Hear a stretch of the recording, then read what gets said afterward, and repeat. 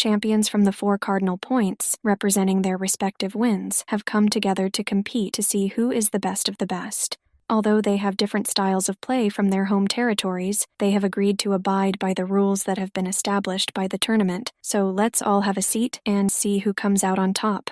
Greetings and welcome back to Checkpoint Gaming Mahjong. With this episode, we will be going over the game's rules. In a counterclockwise direction, starting with the east player, each player is to draw a tile from the wall in turn order. As long as the tile that is drawn is not one of the bonus tiles, the player is to discard a tile in order to maintain a hand of 13. With this discarded tile, it can be either the tile that was just drawn or a tile that they already possess in their hand. With this discarded tile, it is to be placed into the center, and if the player wishes to do so, the player will announce out loud what the tile they're discarding is. With some variants, it's actually required that the discarding player says out loud what tile they're discarding. And once a tile has been discarded by a player, said player will be unable to reclaim said tile. With this discarded tile, the other players possess the opportunity to take it if it allows said player to complete a set or to declare Mahjong. And when performing this, said player will have to expose their set and discard a tile. But if the tile is used to declare Mahjong, said player will not engage in a discard. But if no one who wants to claim the tile is able to win the game by taking it, then the player whose turn would normally come first will take top priority. Should a player claim a discarded tile, said player will be considered the next player in turn, causing any intervening players to lose their turn to draw and discard. But if no one takes it, then the turn will continue to the next player. Play is to continue in this manner until one player has a legal hand that wins the game and calls out the win while revealing their hand as they do so. When it comes to interrupting play, there are 4 different ways that this can occur. The first way is the drawing of a bonus tile. The second way is a meld is made from a discard that consists of a pong, kong, or chow. The third way is to declare a winning hand. And the fourth way is the robbing of a kong. During the course of play, each player has to possess 13 tiles in their hand. So whenever a player picks up or discards a tile, then they'll discard or pick up a tile respectively. With this tile count, it doesn't include any of the bonus tiles, which are set aside, nor does it include the 4th tile that is added by a kong. The only time that a player is allowed to possess a 14th tile, beyond what has already been listed, is during the player's turn where they pick up a tile and before they discard it.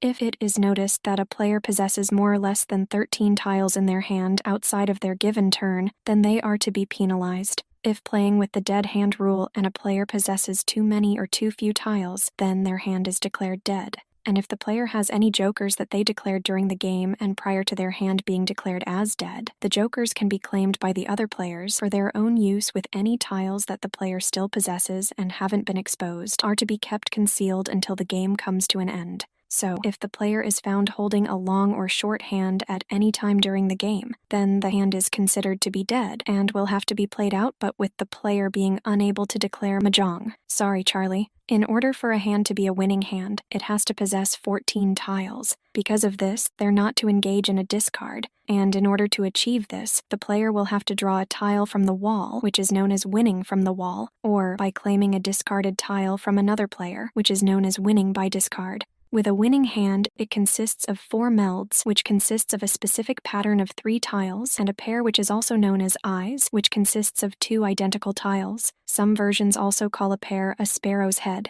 The exceptions to this rule are found with specific hands that are to be dealt with later in this episode. With most players, they play with a table minimum. What this means is that a winning hand will have to score a minimum number of points. With Hong Kong Mahjong, the most common point set is that of 3, although higher or lower points can be implemented, depending upon what house rules are being used. With melds, they consist of a group of tiles found within the player's hand. This consists of a pong, kong, chow, or eyes. With a pong, it consists of 3 identical tiles. With a kong, it consists of 4 identical tiles. With chow, it consists of 3 suited tiles that are all of the same suit and in numerical sequence. With eyes, it consists of 2 identical tiles that are needed for a winning hand. And as touched upon earlier, melds can be created by drawing from the wall or taking another player's discarded tile. With how to make a meld when taking a discarded tile, the completed set or element is to be laid flat, thus exposing the set for view by the other players. It is worth noting that the player doesn't have to place a meld as an exposure in order during play. The meld should also be placed in front of the player's hand so that all of the other players can see it. With American Mahjong, the discarded tile that is taken is to be rotated 90 degrees from the other tiles found in the set and then placed within the exposed set in such a manner that it indicates which player had discarded the tile.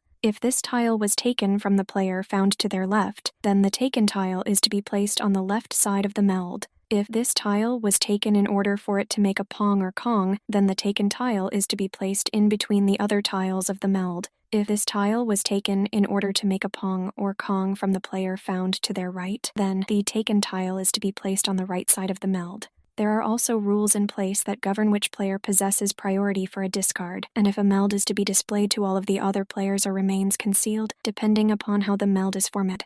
With a pong, it is a set of 3 identical tiles which can consist of any suited or honors tiles. However, bonus tiles are not allowed to be used in order to form a pong. This is due to them being set aside, accompanied by the fact that there aren't 3 identical bonus tiles found in the set. The tiles will also have to be identical. They can't be a part of a different suit. With the creation of a pong, it can either be concealed, that is formed by drawing tiles, or exposed, that is be formed by taking another player's discarded tile. With a kong, it is a complete set of 4 identical tiles. A kong is very similar to that of a pong, with the main difference being that 4 tiles is needed to complete the set instead of 3, and counts as a single set. In order to create a kong, there are 3 ways to create it. So if a situation arises where said player becomes 1 tile short due to the creation of a kong, they'll need to pick up an extra tile so that they can maintain a complete hand of 13 tiles. First, there is the concealed kong, which consists of the player holding 3 matching tiles with the drawing of a tile that would complete the set, allowing them to declare a kong. In order to declare a kong, it is done by revealing the meld and placing 2 tiles face up, and in the middle of the set with the other 2 tiles face down, and at the end of the set. Second, there is the exposed kong, which consists of the player using a discarded tile in order to create a set of 3 matching tiles in their hand, followed by them taking a tile, and revealing an exposed kong, or a melded kong. From there, the player is to reveal their 3 tiles face up, followed by either placing the stolen discarded tile atop of the middle tile, or face down next to the 3 other face-up tiles. And third, we have exposed kong from exposed pong. If a player already possesses a melded pong and they obtain a 4th tile from the wall later in the game, they can announce a kong by placing the 4th tile atop of the middle piece of the melded pong, or have all 4 tiles placed face up in a row. This can be done at the time the tile was drawn or later in the game, but if a pong has been melded, then a player isn't able to steal the 4th tile if another player discards said tile. It has to be drawn from the wall. Whenever a kong is formed, regardless of type, the player who played it will have to draw an extra tile from the end of the wall and discard it. It is worth noting that the 4th tile of a kong is considered to be one of the 13 tiles that a player has to possess as part of their hand. A kong also isn't allowed to be formed by using the bonus tiles, since the set doesn't include 4 identical bonus tiles. Kongs are worth collecting since they score additional points to the player who possesses it, as well as deprive the player's opponents from obtaining specific tiles. And when a player obtains a kong, they'll need to declare it and thus meld it in front of their hand. But with that said, the player can turn over one of the tiles as an indicator that it is a concealed kong instead of it being an actual melded one. With a chow, it is a meld that consists of 3 suited tiles found in sequence. The meld will have to be a numerical sequence in order for it to count, as well as being a part of the same suit. What this means is that the player can't skip numbers or have melds that go from 8 or 9 to 1 or 2. Honor tiles also can't be used to make a chow since they have no numerical value. Bonus tiles also can't be used to construct a chow. It is possible for a player to steal a discarded tile to form a chow, but this can only be done from the player whose turn it was immediately before said player. And from a tile taken from the discard, said player will have to melded and displayed face up in front of said player. But the player who formed a chow from a seized piece, they will have the lowest priority for the tile in question. And any other player who needs said tile in order to make a pong, kong, or win the game can seize the tile instead, with the player who is going to win possessing top priority. Like that of a pong, the chow can either be concealed or exposed. With eyes, which are also known as a pair, it consists of 2 identical tiles that are an essential part of a winning hand. With that said, a piece can't be stolen in order to form a pair of eyes unless the player simultaneously completes a legal winning hand. With the counterclockwise order of play, it is able to be interrupted by 4 in-game events. First, we have the flower or season tile. Whenever a player draws a flower or season tile, it is to be announced, followed by it being placed off to one side. It's not considered to be part of the 13-tile hand, but if the player wins the hand, then they will earn bonus points from possessing said tile. Once set off to one side, the last tile found in the wall is to be drawn in order to replace the tile that was put off to one side so that they have 14 tiles in their hand before discarding. It is possible for a player to do this in a successive manner on their turn. Second, we have the melding of another player's discard. When a tile gets discarded from a player's hand, other players are able to steal it in order for them to complete a meld. Whenever a meld is declared through the collecting of a discarded tile, the player will have to state the type of meld they're declaring, as well as to expose the meld by placing the tiles found in the meld face up. From there, the player is to discard a tile with playing continuing to their right. If the player whose meld is a discard and isn't directly after the discarder in order of play, then it will cause 1 or 2 players to essentially miss their turn as play is to continue in a counterclockwise direction, starting from the player who declared the meld. But if multiple players want to claim the discarded tile, then priority for claiming the discarded tile is dependent upon the declared action of the player stealing the discarded tile. Top priority goes to the player who needs the discarded tile in order to win the hand. Seems a little biased there. A player is able to take the tile to win the hand from any of the other players.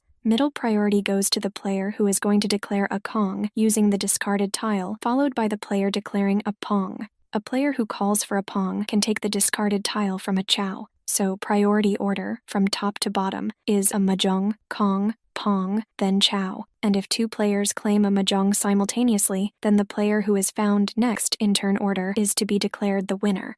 Only a single player is able to be in this position since there are only 4 of any tiles available in a given Mahjong set. Bottom priority goes to the player who declares a Chow that uses a discarded tile. The players are only able to call for a Chow from the tiles that were discarded from the player who played immediately prior to them, unless the tile is the final one that is needed to win said player the hand. And third, we have the winning of a hand. When a hand is won, play is interrupted in order to verify the validity of the hand being won. If the win has been confirmed, then the player is awarded the value of the hand in accordance with the specific rules of the game. It will also immediately end the game without a discard occurring. If at any point during the game that a player is able to use another player's discarded tile in order to complete a legal hand with the agreed-upon minimum points, then the player is to declare a win followed by revealing their winning hand. This will see the hand come to an end and the commencement of scoring. If there are more than 1 player who will be able to use a discarded tile in order to win a hand, multiple ways are available to solve the situation based upon the agreed-upon table rules. The players may be able to count the points that they would have won with the discarded tile, and the winner is the one who possesses the higher score, the player closest to the discarder in turn order, or multiple players are to be awarded victory simultaneously.